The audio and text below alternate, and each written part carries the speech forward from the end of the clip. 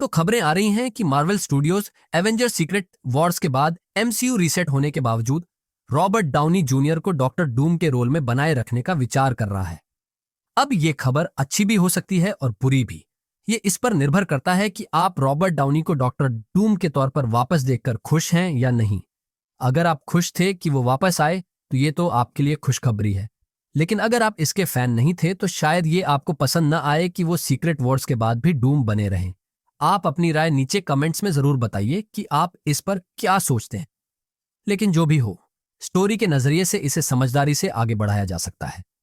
और अगर Marvel studios इस वक्त एमसीयू में मौजूद फैंटेस्टिक फोर के साथ रॉबर्ट डाउनी के डूम का रिश्ता वैसे ही दिखाना चाहता है जैसे कॉमिक्स में होता है, तो फिर सीक्रेट वॉर्स के बाद भी उनका डूम बने रहना बहुत जरूरी होगा।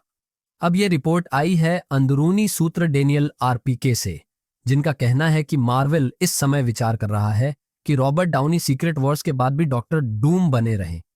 अब कई लोग कह रहे हैं कि इसका मतलब है कि एवेंजर्स सीक्रेट वॉर्स में रॉबर्ट डाउनी जूनियर का डॉक्टर डूम मरेगा नहीं। लेकिन एमसीयू में ऐसा कई बार देखा गया है कि विलन हारते हैं पर मरते नहीं।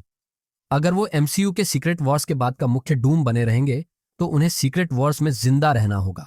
हाँ, अगर वो मर जाते हैं तो मार्वल किसी और एक्टर को लेकर नया डूम ला सकता है। लेकिन fantastic four first steps film से कुछ हिंट्स मिले हैं कि ये डूम यानी रॉबर्ट डाउनी वाला शायद पेड्रो पस्कल वाले, रीड रिचार्ड्स और बाकी टीम को जानता है। और अगर ऐसा है तो उस कनेक्शन को रीसेट नहीं करना चाहिए। अब सवाल यह है कि अगर डूम हार भी जाता है तो वो नए एमसीयू में कैसे पहुंचेगा। हम में से ज्यादातर मानते हैं कि एवेंजर्स डूम्सडे के अंत में मल्टीवर्स नष्ट हो जाएगा और सीक्रेट वॉर्स में एक बैटल वर्ल्ड बनेगा, एक दुनिया जिसमें कई यूनिवर्स के टुकड़े शामिल होंगे। अगर एवेंजर्स जीत जाते हैं तो अंत में वो कम से कम एक यूनिवर्स या पूरा मल्टीवर्स फिर से बना सकते हैं, शायद फ्रैंकलिन रिचर्ड्स की मदद से। और अगर आपने फैंटास्टिक फोर फर्स्ट स्टेप्स देखी है तो आप जानते हैं कि फ्रैंकलिन रिचर्ड्स बहुत ताकतवर है और कॉमिक्स में तो उसने अपने पापा और फ्यूचर फाउंडेशन के साथ मिलकर मल्टीवर्स को दोबारा बनाया था। मार्वल स्टूडियोज के प्रेसिडेंट केविन फाइगी पहले ही कह चुके हैं कि सीक्रेट वॉर्स के बाद एमसीयू रीसेट होगा, लेकिन कुछ कैरेक्टर्स नए यूनिवर्स में भी होंगे, जैसे कि फैंटास्टिक फोर। फेगे ने यह भी कहा कि आयरन मैन और कैप्टन अमेरिका जैसे कैरेक्टर्स को दोबारा कास्ट किया जाएगा, लेकिन कुछ पुराने कैरेक्टर्स नए एमसीयू में रहेंगे और ऐसा लग रहा है कि डूम भी उनमें से एक हो सकते हैं। अगर रॉबर्ट डाउनी जूनियर वाला डूम पेड्रो पास्कल के रीड रिचर्ड से जुड़ा है तो उनका बचना जरूरी है ताकि उनकी दोस्ती या दुश्मनी की कहानी को आगे बढ़ाया जा सके। अगर एमसीयू अब पूरी तरह से रीसेट हो गया और रीड और डूम का कॉलेज वाला रिश्ता दोबारा नहीं दिखाया गया तो बहुत सी कॉमिक कहानियों को मिस कर दिया जाएगा। लेकिन अगर दोनों नए एमसीयू में पहुंचते हैं तो फ्लैशबैक्स के जरिए वो अतीत अब भी दिखाया जा सकता है। डॉक्टर डूम और रीड रिचार्ड्स के रिश्ते को बनाए रखना बहुत जरूरी है, खासकर जब फैंटास्टिक फोर का दूसरा बच्चा वलेरिया रिचर्ड कहानी में आता है, जिसे डॉक्टर डूम ही बचाता है और नाम भी वही देता है। और अगर Robert Downey junior secret Wars के बाद भी डूम बने रहते हैं तो वो लोकी की तरह एक बहुत बड़ा कैरेक्टर बन सकते हैं। एमसीयू में लोकी की सबसे खास बात यही रही है कि वो एक बार का विलन नहीं था, वो बार बार आता रहा, कभी दुश्मन कभी दोस्त बनकर।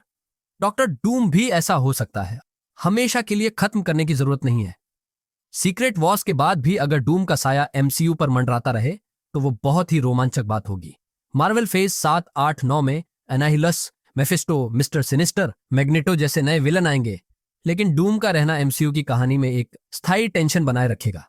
और जरूरी नहीं कि डूम हर बार विलन हो, कभी कभी वो मदद भी कर सकता है। अगर एमसीयू में डूम की कहानी कॉमिक्स जैसी है तो शायद वो मल्टीवर्स को बचाने की कोशिश कर रहा था, और जब उसे लगा कि अब बचाना मुमकिन नहीं तो उसने बियॉन्डर्स की ताकत लेकर सिर्फ एक दुनिया को बचाने की कोशिश की। हाँ, बाद में उसने खुद को भगवान बना लिया, लेकिन शुरुआत में उसकी मंशा सही थी। तो एमसीयू में अगर डूम ऐसा ही दिखाया गया तो शायद एवेंजर्स, एक्समैन या फैंटास्टिक फोर उसे पूरी तरह बुरा न समझें, बल्कि एक ऐसा इंसान माने जिसने सबको बचाने की कोशिश की थी लेकिन रास्ता गलत चुन लिया। और शायद 828 यूनिवर्स में वो वर्ल्ड काउंसिल का हिस्सा था, सू और रीड को जानता था, तो कुछ लोग उसके पक्ष में भी खड़े हो सकते हैं। अब बात पैसे की करें तो डाउनी जूनियर को डॉक्टर डूम बनने के लिए 100 से 200 मिलियन डॉलर तक मिल रहे हैं।